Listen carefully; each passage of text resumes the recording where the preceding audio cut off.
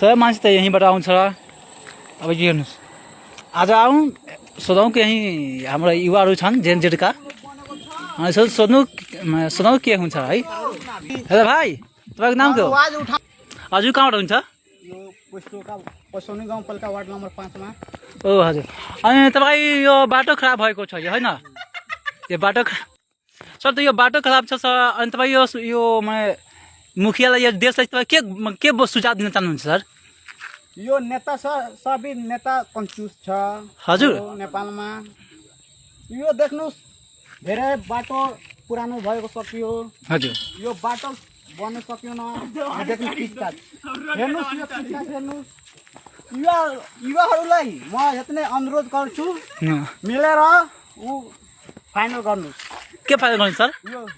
यो बाटो मर्मत, तपाईँले भनेको मर्मत गर्नु होइन? यो पुल देख्नुहोस्, यो पुल धेरै पुरानो छ। हजुर, त्यो पुल बन्न सकियो। मेरो नेपालमा सङ्ख्याहरू मेरो पोस्टका वार्ड नम्बर 5 मा हजुर आवाज उठाएको छ। यो त पुल बनेको छ। हजुर, यो देख्नु धेरै पुरानो छ। यो देख्नु ढला, यो बाटो धेरै पुरानो भएको सकियो। यो बनेको छैन, कहिले बन्छ? हजुर यो बाटो कहिले बन्छ? खाली पैसा। हजुर, तपाईँ पनि के भन्नुहुन्छ? यो मेरो यो साथीहरू हो, सोध्नुहोस्, पुछ्नुहोस् के नभयो, पुछ्नु पर्छ नि। हजुर, त यहाँको युवाहरू के गरिरहेछन् सर? युवा के पावर छैन? पावर छैन त? पावर किन छैन? छैन त, त्यहाँ काठमाडौँमा जेनजेडहरू के सत्ता पट्टि, अनि तपाईँको के गर्नुभएको छ?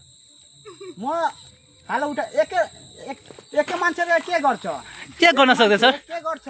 युवाहरू मिलेर आवाज उठाउनु पर्छ नि। हजुर,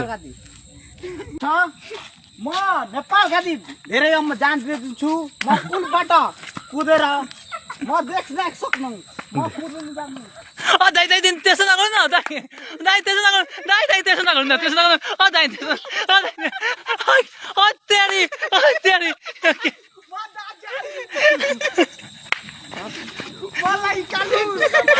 दाइ निकाल्नु, ये भाई बचा दो जाए भाई। दाइ बहिन्छु